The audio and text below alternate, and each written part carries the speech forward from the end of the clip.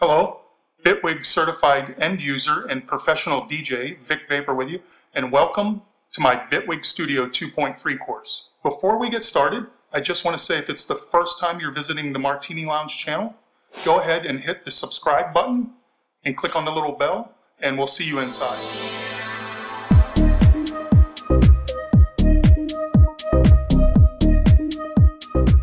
Okay, welcome back. So we've been working with our arrange view and our arrange panel and our clip launcher, but let's take a look now at the mix panel. So I can simply hit my tab button and it's going to take me over to the mix panel, and I hit tab on my keyboard and it takes me back. So tab jumps back and forth, and now we can see the same information that was in our arrange. We have the two clips, we have the loops that we recorded, and we have the two audio tracks, one audio track and one MIDI, or what they call instrument track. So tab, we're in here. So there's the instrument track, there's the audio track, there's my two clips. And now the difference is when we were in the arrange and clip launch view, everything was horizontal, but now it's vertical. So in this view, this mix panel view, it's more maybe intuitive to begin working with loops out of this screen. But there's a couple things important to know because it's extremely customizable. So everything within the mix panel can kind of be jostled around to set up the way that benefits your workflow. And that's one of the powers within Bitwig Studio itself, is just how customizable we can be with things. So in order for us to start looking at options to customize this point of view, this mix panel, we can come over here. And I'm going to try my best to zoom in because I can tell a few of those things are kind of tiny. So what we've got here, actually if I zoom in too far, we won't see the results. So what we've got here currently is this guy, which is our clip, our view of our clips right here. All these little squares, I hit that, the clips go away. So there is a benefit to not having clips visible. At first you might think, why would you want to do that? But there's a benefit, and I'll show you in just a second. So let's leave them gone right now. The next guy down here, let me see.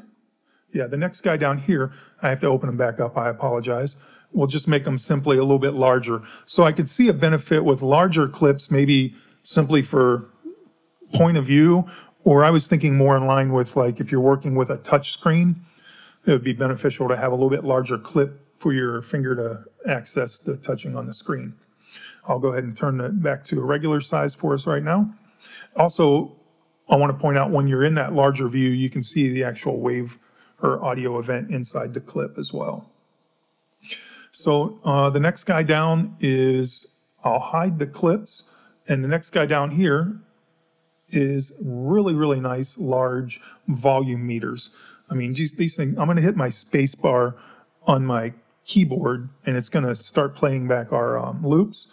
I just want you to see how visually appealing and how awesome these things are to work with. Really, really nice. So great visual tool when you're mastering or you're trying to really, fine tune your levels and kind of get in there. So that is your meters panel here. And then you've got if you hover over these, they kind of tell you, you can see the little descriptions popping up there after you hover over. So if you're not sure what I'm talking about, if you're hovering over these, it's going to tell you what they are. But now you've got your show device chain tracks. And what that's doing is simply, if we have devices on each of our channels here, they will be listed here. Or if we wanted to, we could access our browser by simply hitting the plus button to select the device. So we'll get rid of that guy. I don't need it right now. And this guy right here is our send effects. So if I have that selected, you can see now I can send audio over to my effects channel simply by using this dial here. So that is our send effects. I'm going to hide that. Next is our routing, or our input and output, which is these guys right here. You go ahead and zoom back out so we get a little bit better screenshot. So that is our routing. I'm going to disable that and take care of that. And now this is our send effects channel. It's got the down arrow. I'm going to go ahead and eliminate that. And last but not least, deactivating and hiding channels. So I'll leave that guy alone for now. And then you've got an A/B button here if you want to do a crossfade.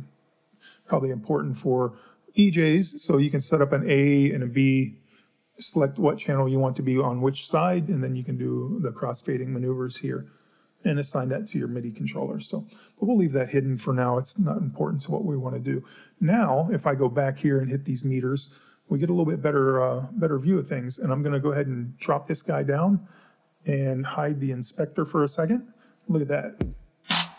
When you're talking about setting levels and mixing things, you can see that we're going into the red here. But it's just a nice visual representation of what we got going on within our track or our project. So I'll go ahead and hit the inspector panel and get it going back open.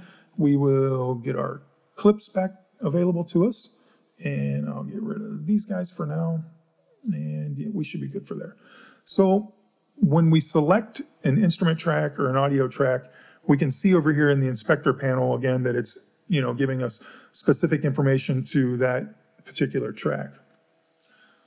But if I select the clip, now I'm getting specific information regarding that clip, whether it's looped, where it starts, where it stops, you know, the shuffle, accent, and different, the coloring, the time signature, and the overall title. Everything's available to me specific to the clip because I've selected the clip. And of course, because these clips are different, the name will change and some of the information may change as well.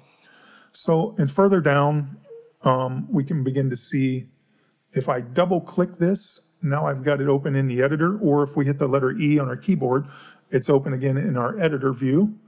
And now we've got our complete audio event within this clip available to us. So if I hover over where the name is right here on this section and just click it, in the inspector panel, specific information about this audio event now becomes available to us. And I'm going to have to move my mic arm just a little bit here, so I apologize.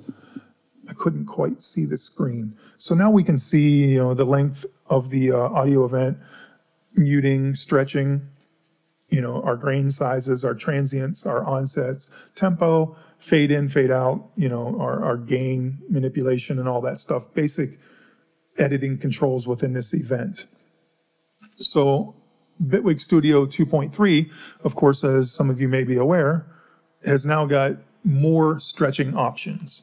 So now, and each of these are self-explanatory because they give you a good explanation of what you're dealing with, and you'll have to experiment on your own time as to exactly what you can achieve with each of these.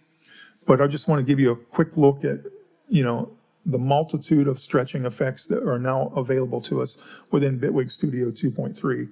We have our familiar Stretch HD, and then we've got Slice, Cyclic, Elastic Solo, and then you've got more spectral kind of stuff. These are the granular sections. Spectral is the elastic. It's going to do some stuff with transient. And like I said, I'll let you guys, and then the unstretched, raw, and repitch, I'll let you guys kind of experiment with that. The point of this video and this course really isn't to get into each one of those. Maybe I'll break that down in a future tutorial. All right. So again, we can access things here: stretch, onset, gain, pan, pitch, and things of that nature. So let's go ahead and move on to our next video and see what else we can discover throughout Bitwig Studio 2.3.